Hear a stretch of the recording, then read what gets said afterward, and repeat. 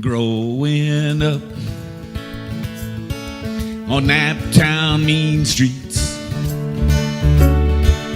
scrapping with anybody he meets, mandolin neck, cigar box guitar, new jazz style. Someday we'll go far. Scrappers on his porch, play it soft and low, a lonesome version, Sweet Home Kokomo. Mr. Guernsey comes up from his record shop.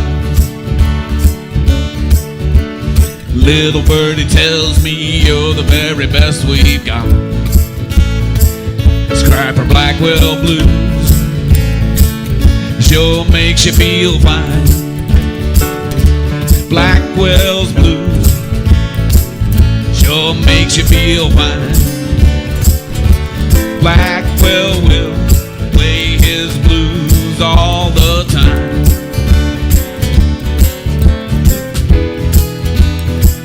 If you buy up all of his shine, well, he took Scrapper downtown to play guitar with long lanky piano man Mr. Leroy Carr. New urban bluesmen, the best that you can,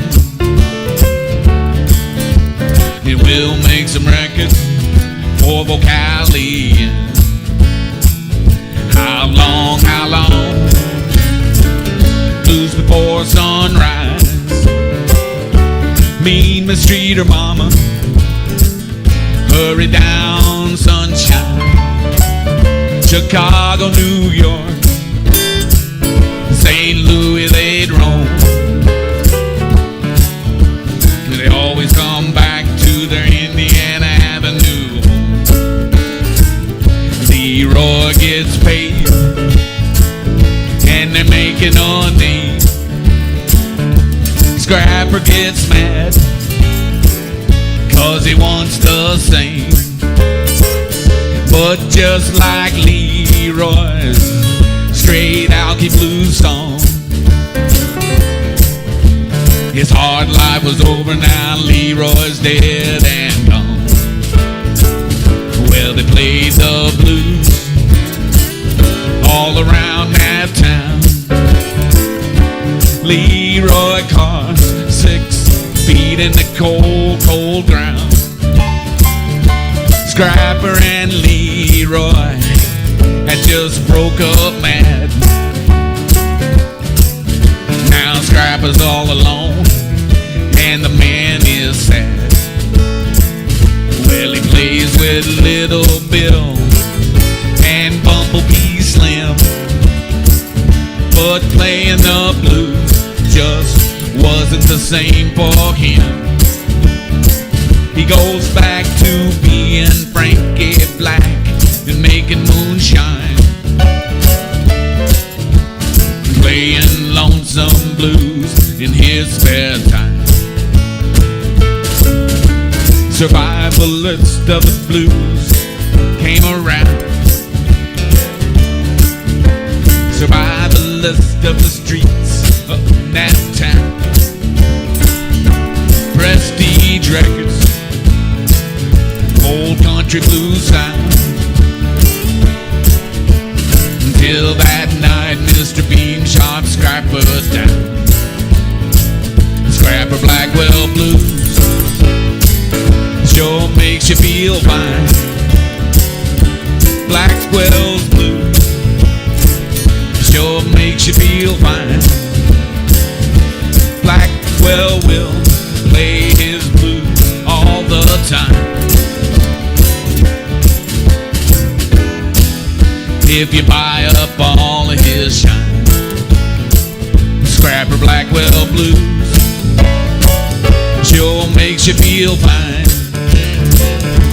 Blackwell's blues sure makes you feel fine. Blackwell will play